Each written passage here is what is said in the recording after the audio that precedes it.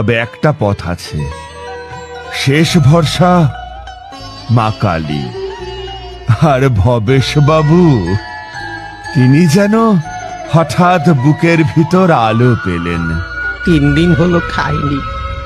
মাঝে মাঝে হঠাৎ জেগে উঠে বলে, সে এলো, সে এসে দাঁড়ালো জানলার ধারে। আমি মৃণালিনী দেবীর কপালে হাত রাখলাম আর বললাম, এটা রোগ নয়, এর নাম আত্মিক ছায়া। শেষ ভরসা এখন শুধু একজনই, মা কালী।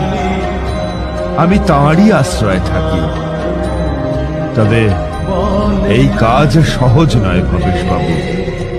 কালী মায়ের কাছে পৌঁছতে হলে চাই শক্তি, মন আর কিছু ত্যাগ। আমি সব দেব, আপনি শুধু বলুন কি পুজো করব। আমি আমার নিজের প্রাণটাও দিতে পারি। প্রাণ দিতে হবে না, আমাকে কয়েকদিন এখানে থাকতে হবে।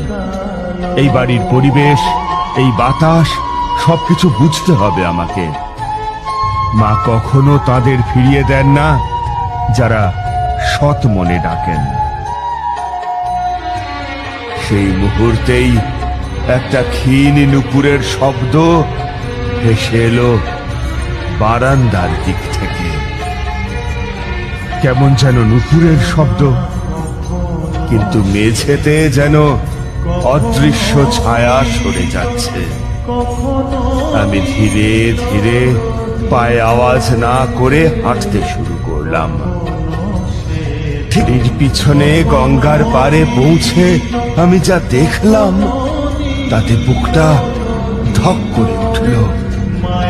জ্যোৎস্নায় নদীর পার রূপবী, আর সেখানে একজন বধূ, লাল পাড় সাদা শাড়ি পরে, চুল খোলা, ধীরে ধীরে নদীর দিকে এগিয়ে যাচ্ছেন।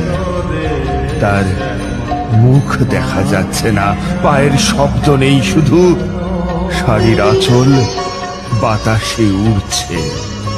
আমি ওনাকে ডাকতে থাকি, শুনছেন? থামুন, ওদিকে কোথায় যাচ্ছেন? ওদিকে নদী। কোনো সাড়া নেই।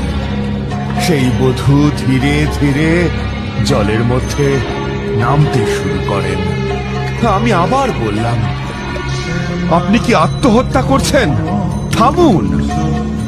কিন্তু না, সেই বধূ কোনো শব্দ না করে হাঁটতেই থাকেন, জলের মাঝে নেমে পড়ে।